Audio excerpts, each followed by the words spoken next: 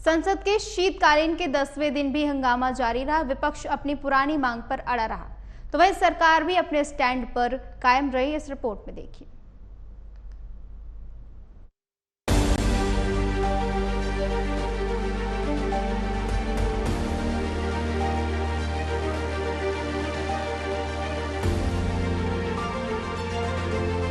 साल 2024 में लोकसभा चुनाव होने हैं, लेकिन इस पर सियासत की बिसात अभी से बिछने लगी है।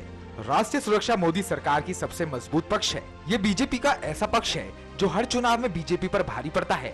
विपक्ष लंबे समय से इस मुद्दे की काट खोज रहा था। संसद सुरक्षा चूक टूटने के मामले में विपक्ष को ऐसा हथियार दे दिया जो बीजेपी पर भारी पड़ सकता है। 13 दिसंबर को 2 युवक लोकसभा की दर्शक दीर्घा से सदन में कूद गए। विपक्ष इस मुद्दे को राष्ट्रीय सुरक्षा से जोड़कर उठा रहा है। विपक्ष इस मामले में केंद्रीय गृह मंत्री से बयान देने की मांग पर अड़ गया है। मकसद साफ है, विपक्ष इस मुद्दे को जनता के बीच पहुंचाना चाहता है ताकि राष्ट्रीय सुरक्षा के मुद्दे पर बीजेपी को बैकफुट पर लगाया जा सके। विपक्ष इस मुद्दे पर सत्ता पक्ष को राष्ट्रीय सुरक्षा के मुद्दे पर घेरने की कोशिश कर रही है, तो वहीं वह सरकार पर विपक्ष की आवाज दबाने का आरोप भी लगा रही है। हाउस खड़े होते हैं, वो बोल लेते हैं।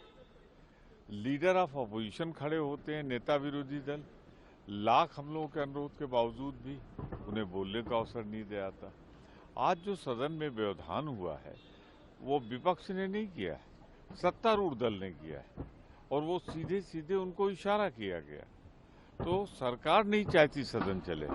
हम सिर्फ इतनी एक मांग कर रहे हैं कि अभूतपूर्व घटना हुई, इसलिए गृह मंत्री जी आए और सदन में पूरी घटना चक्र से अवगत करें और बताएं कि भविष्य में ऐसा नहीं होगा, इसके लिए क्या कदम उठाए जा रहे हैं। तो वहीं बीजेपी का अपना तर्क है। बीजेपी विपक्ष पर जनता के मुद्दे से भागने का आरोप लगा रही है। बीजेपी के मुताबिक सदन की सुरक्षा की जिम्मेदारी स्पीकर की होती है और स्पीकर सभी नेताओं से बातचीत करने, सुझाव लेकर बदलाव करने को तैयार हैं।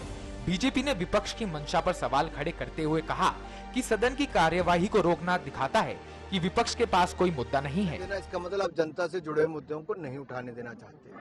पहले दिन ही स्पीकर महोदय ने कहा था कि सचिवालय जो हमारा लोकसभा का सचिवालय है उसकी जिम्मेदारी है पार्लियामेंट के अंदर सिक्योरिटी की, और उन्होंने सभी पार्टी के नेताओं को बुलाकर बातचीत भी की।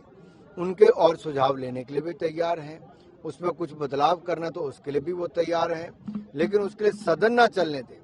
अगर विपक्ष के पास सुझाव है तो ऑल पार्टी मीटिंग में आके सुझाव दें। अगर उनको कुछ और बदलाव करने हैं तो वो भी लिखित रूप में दें या वहां पे करें। सदन की कार्रवाई को रोकना ये अपने आप में दिखाता है कि विपक्ष के पास अब कोई मुद्दा नहीं बचा है। संसद को लोकतंत्र का मंदिर कहा जाता है, जहां जनता के मुद्दे उठाए जाते हैं ताकि जनता की आवाज और समस्याओं को सरकार तक पहुंचाया जा सके।